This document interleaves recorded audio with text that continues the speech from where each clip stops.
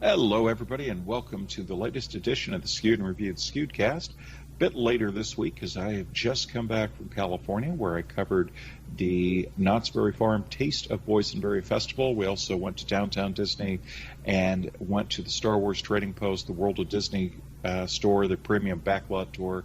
Got a few photos of their reopening plans, that sort of thing. So a lot of good stuff there. I do recommend if you have a chance to get over. It was very safe, mass space. Had a great time. The food was sensational. The staff was good. Limited capacity, and they're actually open every day for the next 2 weeks during spring break. So if you're heading over to Southern California, do check it out. It was well worth it and a lot of fun. And I'm joined, as always, with Justin and Michael. Joseph's out ill today, and he's fine, just a little touch of the flu. Joy of having 2 kids in school. But we have a shorter show today, as I said, mainly because we're in catch-up mode. We're getting the magazine out, but you can catch us online at sknr.net. You can also catch us at canalcentral.com, keyword skewed, and that's where we have the 12 newspapers and magazines that we take part in. And, of course, there is our magazine and my weekly segment on BJ Shea's Geek Nation on KSWFM. We cover all things movies, games, hardware, travel, television, pop culture, and more. And since we just wrapped up Wondercon 2021 at home for the second year, we have our coverage coming up in the magazine, a lot of good recaps in that: Justice Society, World War II, Creepshow, Fear the Walking Dead, Batwoman, on and on and on, Game, Composer, current events, pop culture, lots of stuff to cover there. But the focus on our show is going to be a couple of upcoming conventions, as well as the big movie release, and that's where we're going to start with Godzilla vs. Kong, which is opening this week on Wednesday in theaters where available and on HBO Max for a limited time. The film has already opened in select markets overseas and had a very resounding success. It had nearly $70 million in China and is over $121 million worldwide in the markets that it has opened in. So we'll start with you, Justin. What do you make of this, and what do you attribute this to? A movie like Godzilla vs. Kong has always been kind of like bread and butter for, the type of movie that might do well in China. And that was really kind of the hope with the last movie. It was kind of an enigma why it did not do well in China, because it's kind of, right up the alley of kind of the type of movies that tend to do very well there. You kind of go back to the days of Pacific Rim, and how that movie did incredibly well with China and actually sort of saved the movie. So it doesn't surprise me a whole lot, but I guess the bigger kind of story here is that it is kind of showing that there are movies that are starting to do well in theaters again, which is when was the last time we heard of that? Like it's been quite some time, and obviously, that's in foreign markets. We're not quite there here. We're kind of a little ways out, but it is good to hear. It's good that it's a step in the right direction. I'm not going to say we're fully returned to normal, but as a Godzilla fan, I think it's also good. I get that these movies aren't everybody's cup of tea. Honestly, the original Godzilla movies aren't really everybody's cup of tea either. But, I've been a fan of them, despite, the clear criticisms that I think are pretty valid. I think they've done a pretty good job, setting up this universe. And, if movies in this universe do well, then we're going to see more of movies like this and more in this particular universe. So I think it's good. I think it's a good step. It's good news. I think it's always good to hear that movies like this are doing well, and just gives me some hope that we might see some more in the Godzilla franchise in the future. Okay, and Michael, your take, please. Yeah, I mean, I'm still pretty surprised at how well it did do in theaters, considering there's still a lot of, pandemic stuff going on. Some countries are shutting down again, some states are opening up more, it just kind of depends. But it does kind of, I think, show that people are anxious to get back to the theater, anxious to get back to watching movies, anxious to kind of get out of the house. I mean, I think, we'd always kind of talked about streaming and how that was always kind of a risk to theaters, right? That was always kind of their main nemesis, was streaming. And I think, and I kind of hope, honestly, that as things kind of settle down, that there will be kind of a resurgence of people going to the movies. I think a lot of folks, myself included, are kind of getting tired of streaming stuff on TV. I mean, it's great that we have the new movies coming out on like HBO Max. It's great that we have those streaming services to binge watch and that sort of thing. But I still say it doesn't really replace the overall theater going experience. And maybe that's just me. Maybe it's because I'm older and I kind of, prefer that setting.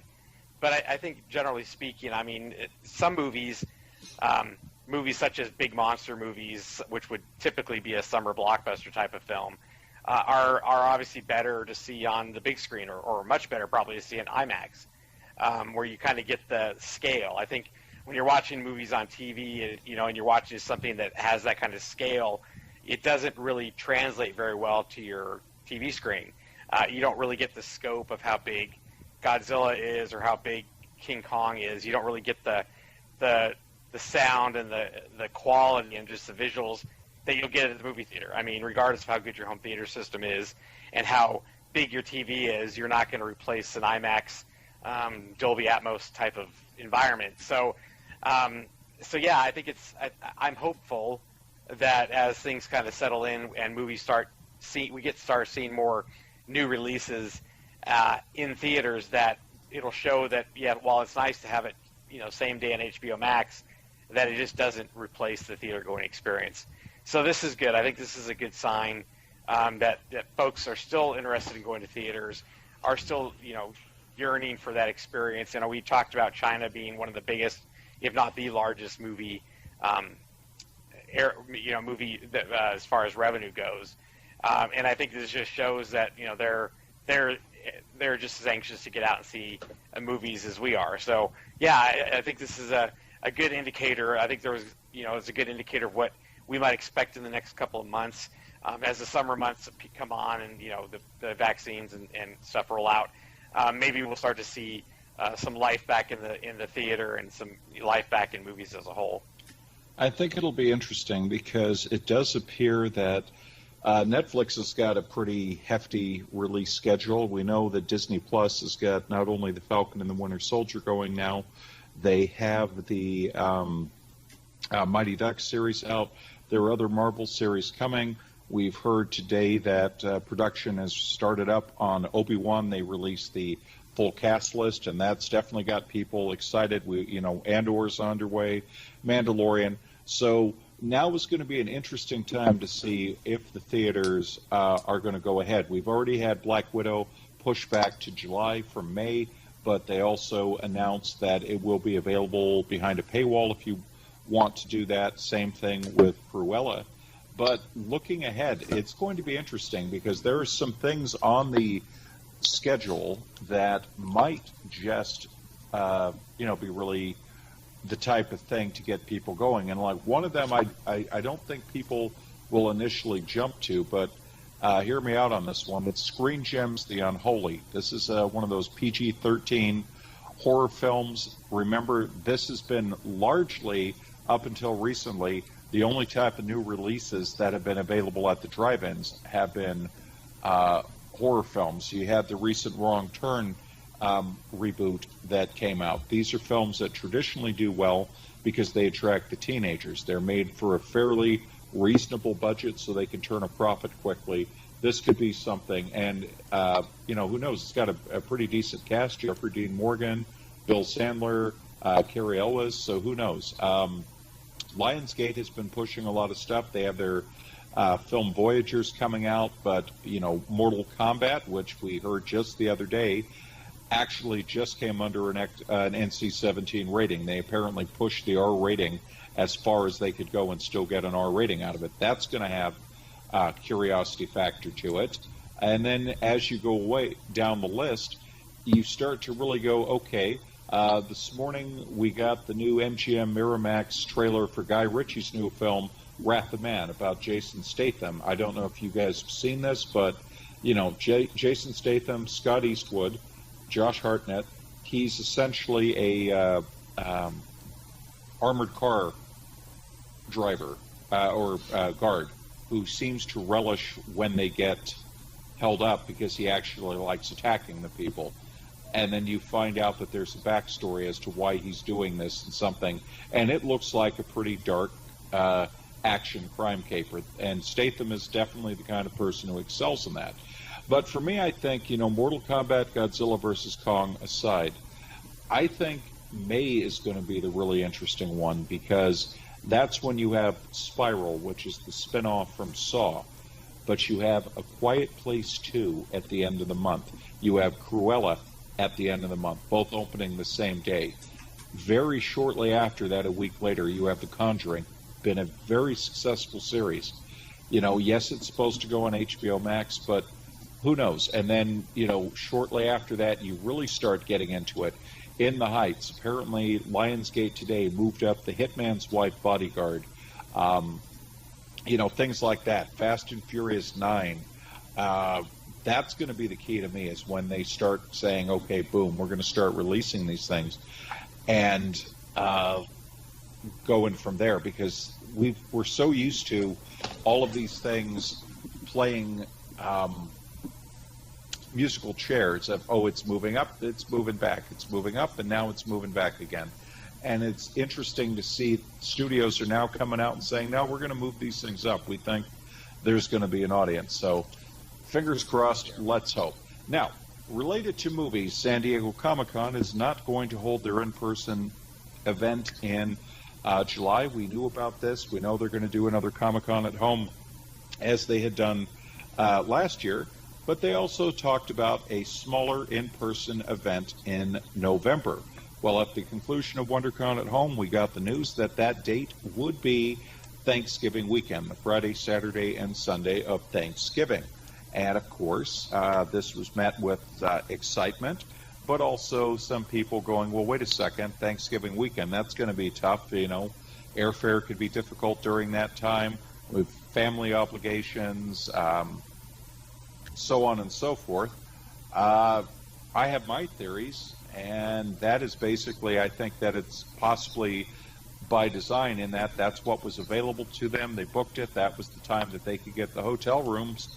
But it also allows them to have, I think, some modicum of audience control, in that if, say, for Comic-Con, when you have 100,000 spaces available and there's 200,000+ people wanting those tickets and it sells out fast, if you only have 20 to 30,000 tickets, this does help limit the audience, in that I don't think people who live overseas, I don't think you're going to see as many East Coast people. I think essentially it might be a regional base and media, which will allow them to fill up the show but not have the mad chaos scramble for tickets. That is essentially what they get. And it allows them to get the ball rolling again for other events. People have said to me, well, aren't they going to have a problem getting celebrities? And my response to that was, A, a lot of these celebrities have it in their contracts. They have to do promotions when available. And B, NFL players play on Thanksgiving. College players play on Thanksgiving and over that weekend, so it's not unheard of.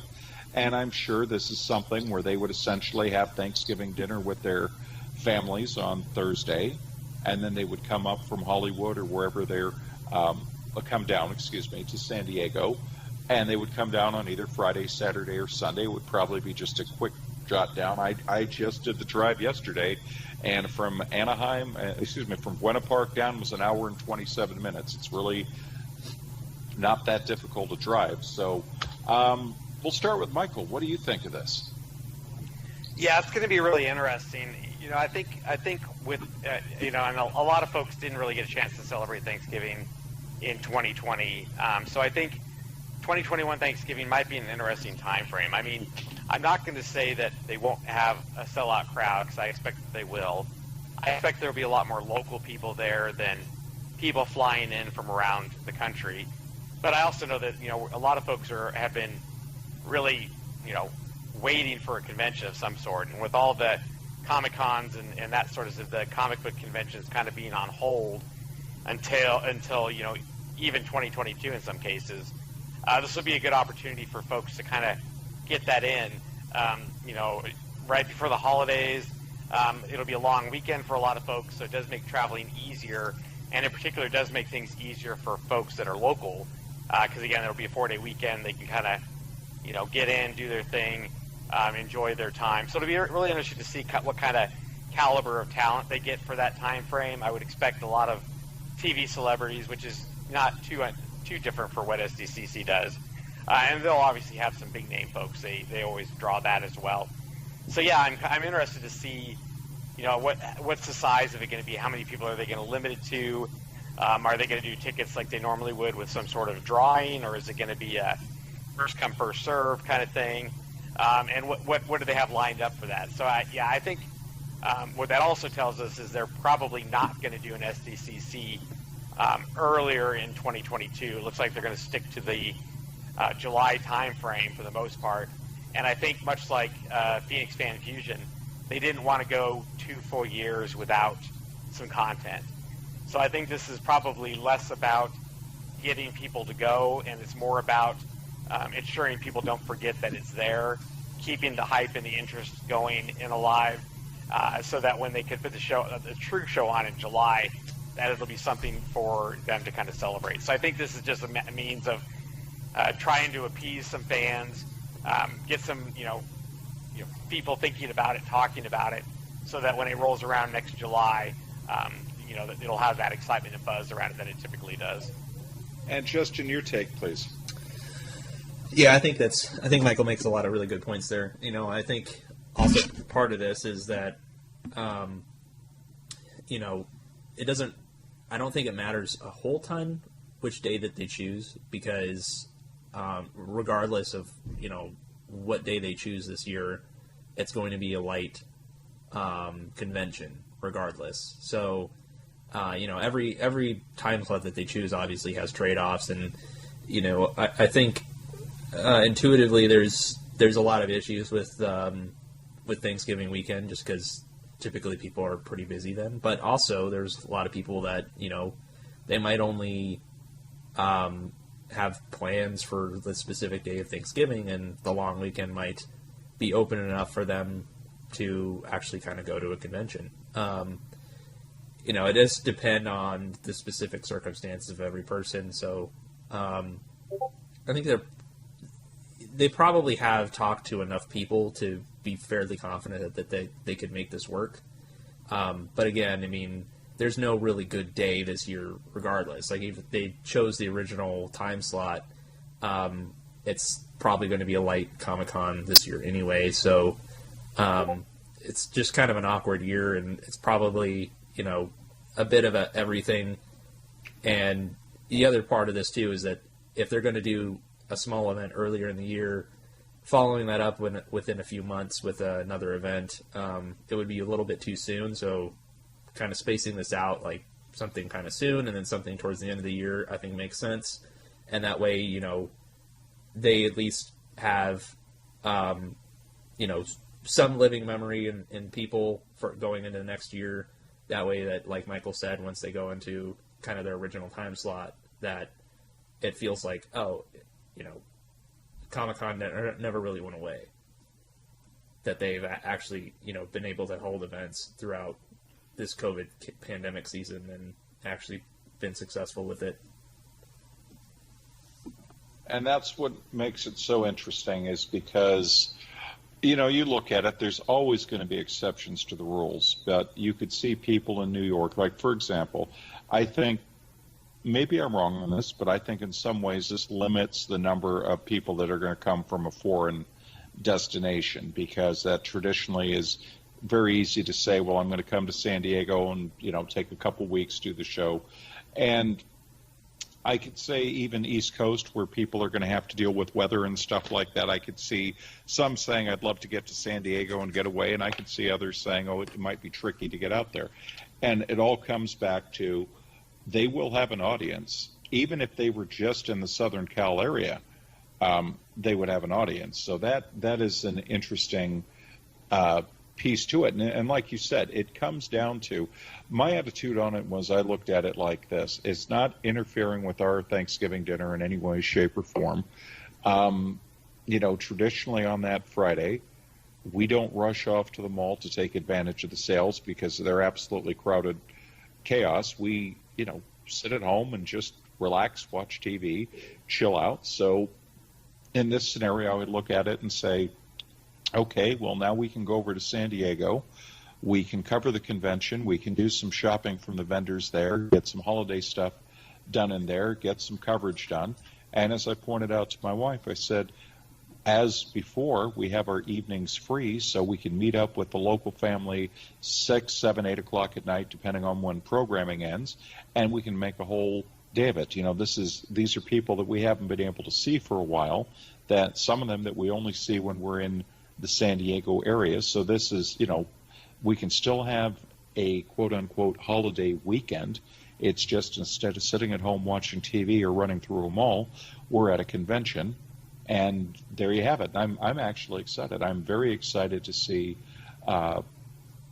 what kind of response we get. I'm expecting perhaps a smaller show than WonderCon, but who knows? I'm very curious to see what kind of celebrities turn out, what kind of things are going to be promoted end of the year, because, as you know, after this, the next show of this type would probably be Phoenix Fan Fusion, which moved up to January.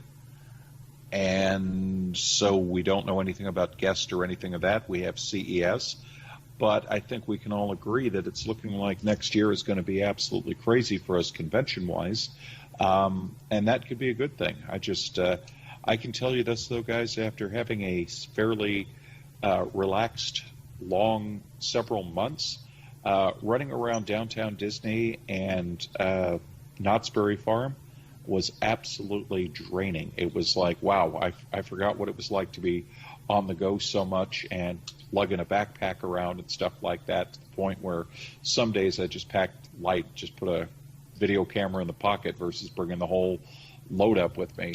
But it was absolutely fun, and I look forward to being able to do that again very, very quickly. So wrapping up our segment, we have some news that came down today about PAX. The Penny Arcade Expo has announced that they will not be doing the PAX East show this year, but they will be doing an online show in July, and they will also still do in-person shows in Seattle for PAX West at the end of August, September, as well as PAX Unplugged in November. Now, we'd speculated that this might follow Gamescom's line of being a hybrid show. PAX, they had mentioned how in future there wouldn't be sellouts, that if you can't attend, you can watch online. So we're kind of expecting a perhaps reduced capacity followed by an online segment. So, Justin, you've gone to PAX East. What do you expect for the July show? Do you expect there to be more stuff than there was in the last year's PAX Online? And what do you think about their plans to come back in person? Well, that's a good question. I don't know. I would expect that probably there will be some more stuff than last year's PAX Online, just because last year was such a, everything up in flux.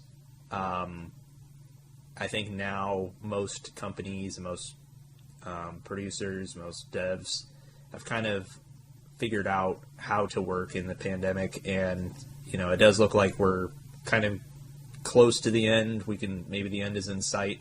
That's why those dates of like September and August, those seem realistic. It seems plausible to have like in-person events towards the end of the year. I mean, obviously there could always be a negative turn at any point, and obviously plans can change. But as it stands right now, it seems like towards the end of the year, going into next year, maybe things will be more normal. So, given that we're kind of towards the end, potentially, hopefully, and the fact that I think a lot of companies have, now had a year to kind of figure out how to adjust. There's a good chance that there will probably be some more content than last year's PAX Online. That said, it's still not normal. I think we're still quite far away from, the kind of standard, amount of news that we expect at any given point. I think largely this whole last year and even going into this year, news has really been light. I mean, yeah, there's been some big game announcements. There's been some movie announcements here and there, especially for something like PAX. Like, indie announcements have been fairly light. I just think, across the board, everybody's been pretty negatively affected, and a lot of their schedules have been thrown out of whack. So I think, I wouldn't expect a huge show out of PAX Online this year. But, there will probably be some stuff there. There's probably going to be, a decent amount of content, and obviously enough to hold a convention. If they didn't have anything, they wouldn't spend the time to put it together. So I think there will be stuff there. As to the second question of this sort of hybrid model going forward, I think that's great. I think the more ways you can kind of involve the community, the better. I mean, obviously, it's preferable to go in person, but, I've had some experience with this. Tickets can sell out extremely quickly, can sometimes be very difficult to get in, especially, the early years it wasn't too bad, but as the show kind of evolved and got bigger, it became harder and harder to get tickets. So I think this is a good way to kind of bridge the gap and let people kind of experience this stuff kind of firsthand as best they could from home. So I think that's actually a pretty cool model. But, I don't think... I think there's always going to be a place for in-person events. I don't think that there's any way that they could kind of replace all of this with only online events. So this hybrid model, I think, is realistic, but we'll have to kind of see how it goes. And another interesting point before we get Michael's comment on it is, let's not forget that E3 is planning on doing an online event in June.